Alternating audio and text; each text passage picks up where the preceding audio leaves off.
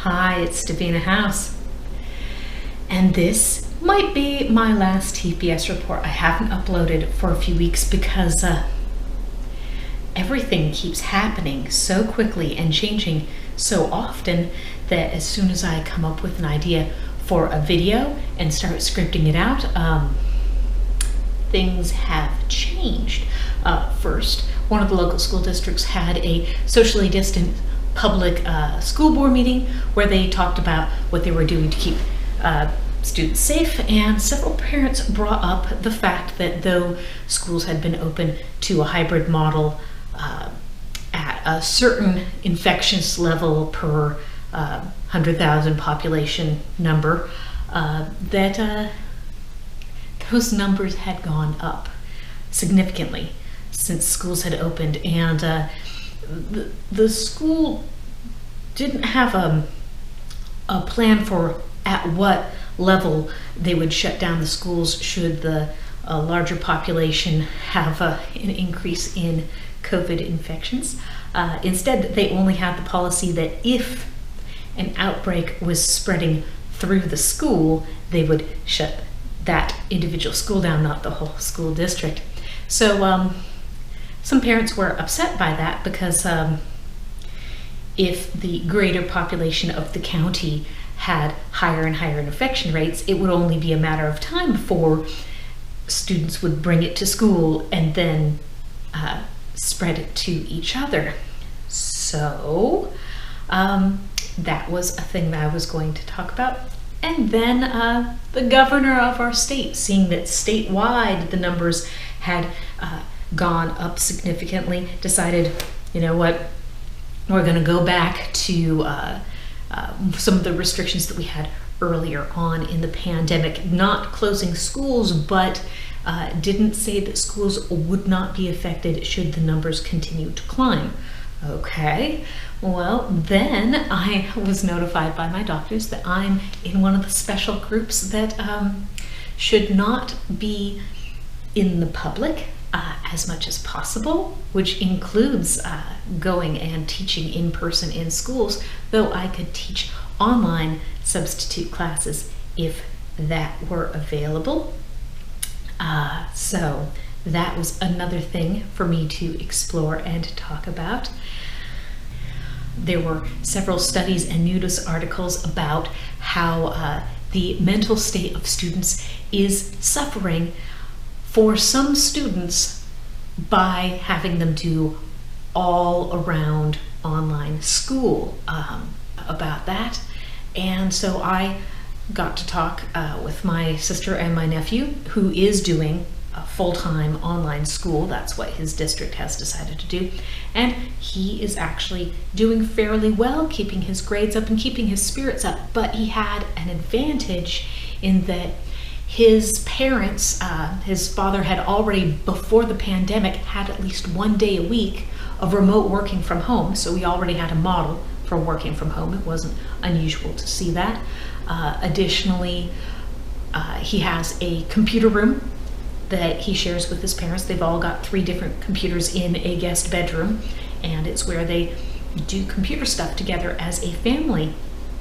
So that was another advantage in that his father has a downstairs office for work and an upstairs office space for computers as well. That is now my nephew's study room. So he's not using his bedroom. And his family had also done online tabletop games with friends of theirs remotely using various different platforms like Skype and Discord and things like that. So he'd already been used to video games and online games where he would be video chatting with other people, playing games and communicating. So he had all those advantages. And that's probably why he's doing so well. A lot of families do not have those advantages. The parents did not have a computer room just for the family's computers.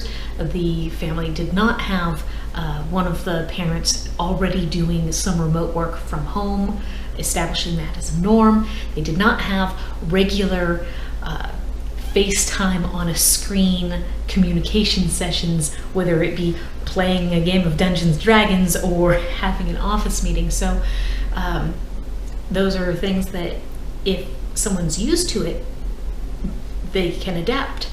If they're not used to it, it's extremely hard. And this week, the school district closest to me is right now opening things up so that students can sign up for whether they want to continue with a hybrid model or move over to online school, or if they want to stay with online school or move over to a hybrid model. So that's going to rearrange where teachers are. Are more people going to be in person or more people going to be online? There's going to be some shifting there as to where the staff is going to be put. Oh yes, and because of the holidays, we can expect in general across the country a spike in COVID-19 cases. So there's a lot of uncertainty. Everything keeps changing. Things open up and parents go back to work, and then those things shut down and those parents are out of work again. Students are trying to figure out what they can do online and what they can do in person, in a hybrid model, in a full school model. Young students are having a more difficult time than older students in adapting, but still, older students can still slip through the cracks. It is a constant sea of change, and I can't keep on top of it. I've been talking with current teachers about how their clock hours are still a thing that you can get. That's, you know, additional educational hours and educational seminars and things like that that you track your time on, and you need to have a certain number of those hours to renew your certificate in a certain set of years. Those are still going on. However, the online evaluation system, which usually will help a teacher renew their contract and things like that, those are really trying to be standardized, but it's ending up very different school to school and even evaluator to evaluator. So I can't really say much to that because this has only been going on for a short period of time, and I don't have enough data for that. So I'm going to just close down the TPS report. My heart goes out to all of you teachers who are trying your best to educate students, because you do care about their future and what's going on in their minds. My heart goes out to all of you students who are adapting and struggling with this current pandemic and what it's doing to your social and educational lives. And of course, parents who are insecure in your own situations as well as trying to bring security to your students. It's a very difficult time, and it's just changing so quickly. I don't have much to add.